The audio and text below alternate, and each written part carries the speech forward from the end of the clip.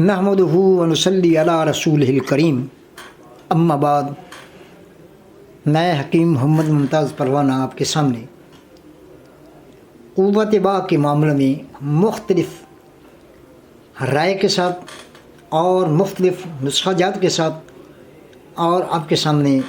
اس کے تحرکات کو پیش کرنا چاہتا ہوں،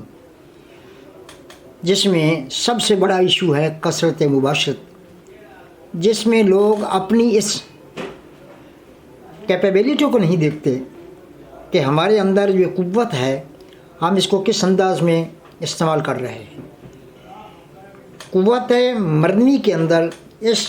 انٹر کورس کو پرفارم کرنے کے لیے اس کے انٹرول کا ضرور خاص رکھا گیا ہے کہ کتنا فاصلہ ہونا چاہیے اور اس میں کتنی شارٹیج ہونی چاہیے، اس کو کتنا آپ ڈیلے کر سکتے ہیں۔ جتنا زیادہ ڈیلے ہوگا اسی طرح آپ کے مسلس اور آپ کے نروز کو اتنا زیادہ سکون ملنے کے بعد وہ اپنے آپ کو سیٹ اپ کر سکتے ہیں اور آپ بہت ہی اطمینان کے ساتھ اس کو ہینڈل کر سکتے ہیں۔ اگر کثرت مباشرت ہے تو بار بار اس کرنے سے جو پٹھے ہیں وہ اس سے متاثر ہوتے ہیں، ان کے افیکٹ ہونے کی وجہ سے ان کے اندر مایوسین اور ایکٹن کا آپس کا جو اصل عمل ہے اس کا ایکشن جو ہے وہ تھوڑا سا ڈیمیج ہو جاتا ہے۔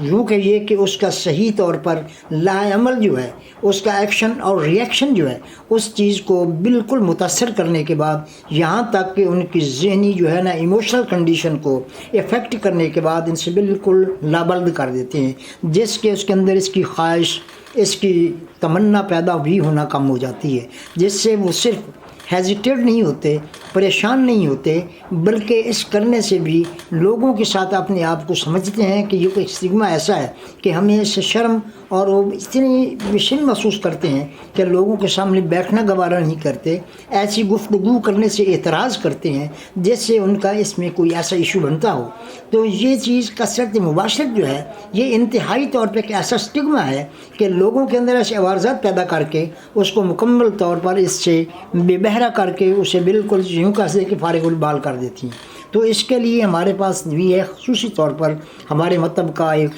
صفوف مغلظ یا صفوف جریان یا یعنی مختلف ان کے امراض کے مطابق اس کے ساتھ استعمال کرنے کے ساتھ اس کے بدرکا اور چیزوں کے اپنے جو کہیے کہ اس کے جو ہیلپنگ میڈیسنز ہیں ان کے ساتھ اس کو استعمال کرنے کے ساتھ اللہ تعالیٰ اس کی کمی کو، لیک آف سپرم یا پرجرسیموں کا کم ہو جانا یا اس کا تھن ہو جانا یا منی کا بہت کم ہو جانا، تو انشاءاللہ یہ اس کو مکمل کرنے کے بعد انسان کو دوبارہ اس جہت پر لا کر اس کی زندگی کے عمل کو رواں دواں کرنے کے بعد اس کے اطمینان میں اضافہ کر کے زندگی کے عمل کو پرفارم کرنے میں اس کی امید و سعادت ہوتی ہے۔ السلام۔